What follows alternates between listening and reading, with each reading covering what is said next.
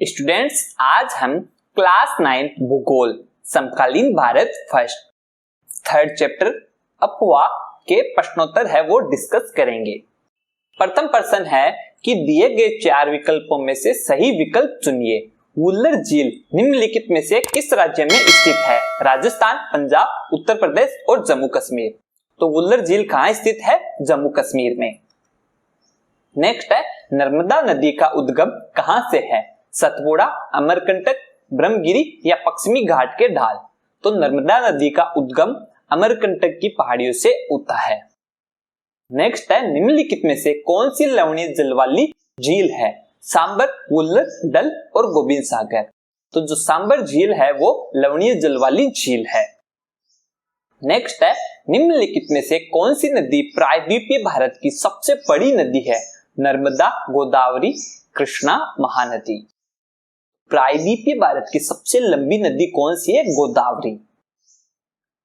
Next है निम्नलिखित नदियों में से कौन सी नदी भ्रंश घाटी से होकर बहती है? महानदी, कृष्णा, तुंगभद्रा और तापी। तो कौन सी नदी है? तापी है वो नदी भ्रंश घाटी से होकर बहती है। नेक्स्ट है निम्नलिखित प्रश्नों के उत्तर संक्षेप में दीजिए। प्रथम है कि जल विभाजक का क्या कार्य है? एक उदाहरण दीजिए। जल विभाजक वह भूभाग है जो दो नदियों के अफवाह को परस्पर अलग करता है अथवा बांटता है। अंबाला नगर के आसपास का क्षेत्र सिंधु और गंगा नदी तंत्र के बीच जल विभाजक का काम करता है। नेक्स्ट है कि भारत में सबसे विशाल नदी द्रोणी कौन सी है?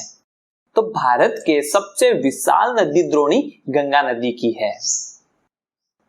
नेक्स्ट है सिंधु व गंगा नदियां कहां से निकलती है? तो सिंधु नदी है वो तिब्बत के मानसरोवर झील के पश्चिमी किनारे से निकलती है, जबकि गंगा नदी हिमालय में गंगोत्री से निकलती है। गंगा की दो मुख्य धाराओं के नाम लिखिए। यह कहां पर एक दूसरे से मिलकर गंगा नदी का निर्माण करती है? गंगा नदी की दो प्रमुख धाराएं हैं। पहली है भागीरथी और दूसरी है अलकनंदा। यह दोनों नदियां उत्तराखंड के देवप्रयाग में एक दूसरे से मिलकर गंगा नदी का निर्माण करती है।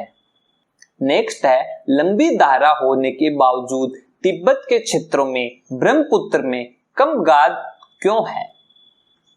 लंबी धारा होने के बावजूद तिब्बत के क्षेत्रों में ब्रह्मपुत्र में कम गाद इसलिए है क्योंकि तिब्बत एक ठंडा व शुष्क क्षेत्र है, अतः यहाँ इस नदी में जल की मात्रा बहुत कम होती है, जिसके फलस्वरूप अपरदन है वो अत्यधिक कम व धीमी गति से होता है।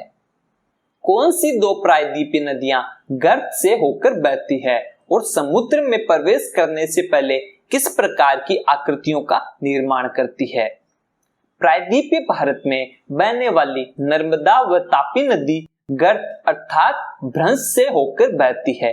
मुहानों पर इन नदियों का ढाल अपेक्षाकृत अधिक होता है, जिस कारण ये नदियां गोर्ज या ज्वारनदबुक का निर्माण करती है। नेक्स्ट है नदियों तथा झीलों के कुछ आर्थिक महत्व को बताएं। तो इनके आर्थिक महत्व निम्नलिखित है। नदियां व झीलें पर्यटकों को आकर्षण के कारण आय का साधन है।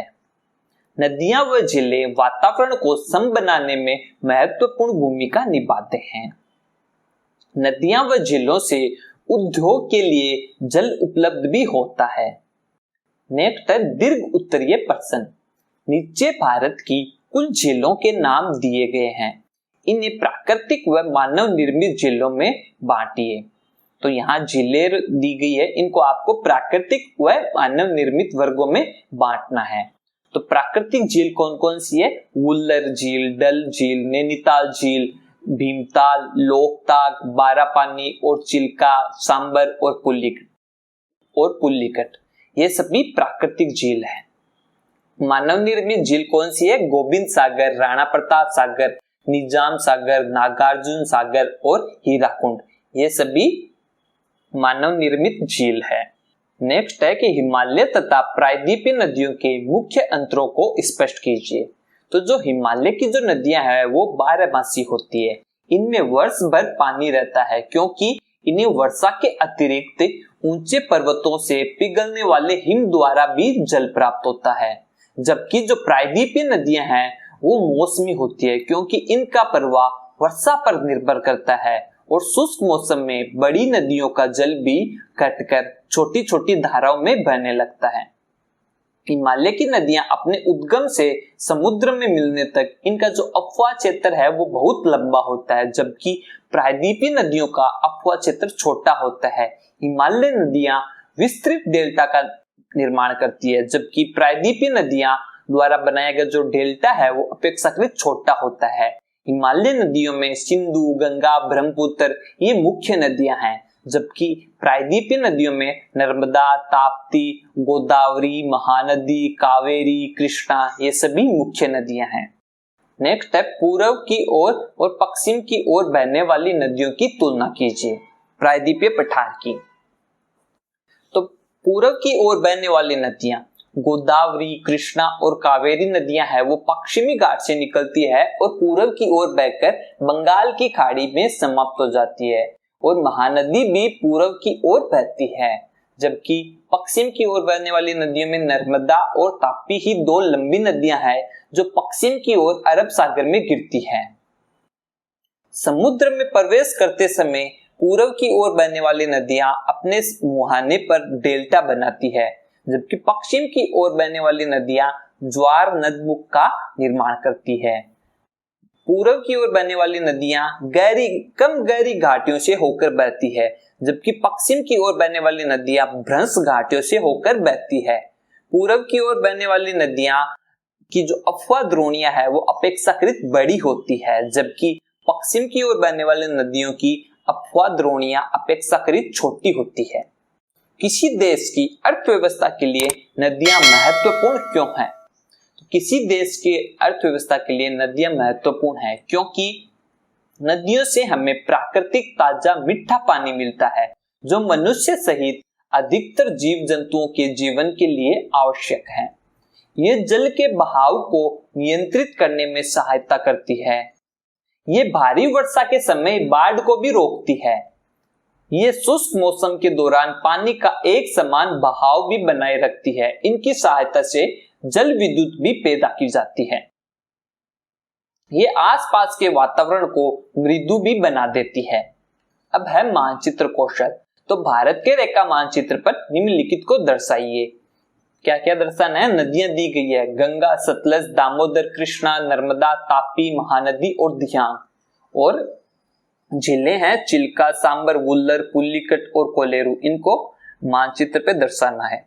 तो ये है इंडिया का मैप। इसमें मैंने ये दर्शा दिया है कि ये कौन सी नदी है? गंगा। ये कौन सी नदी है? दियांग। ये कौन सी नदी है? यहाँ पर ब्रह्मपुत्र। और ये कौन सी नदी है? दामोदर। यह कौन सी नदी है? महानदी। और यह कौन सी नदी है? कृष्णा नदी। और इस स्थान पर ताप्ती नदी बहती है। और यह वह स्थान है जहां नर्मदा नदी बहती है। और यह कौन सा स्थान है? यह वह स्थान है जहां पर सतलज नदी बहती है। नेक्स्ट मैप है, इसमें मैंने दर्शाया झीलें। तो यह कौन सा स्थान है? इस स्थान पर वुल्लर झील बहती है। यह स्थान चिल्का झील का है। यह स्थान पुल्लिकट झील का है। यह कौन सी झील है? कोलेरू झील। और यह कौन सी झील है? सांबर झील। आपको ये सभी याद रखना है क्योंकि परीक्षा में इसका 1% अवश्य आता है।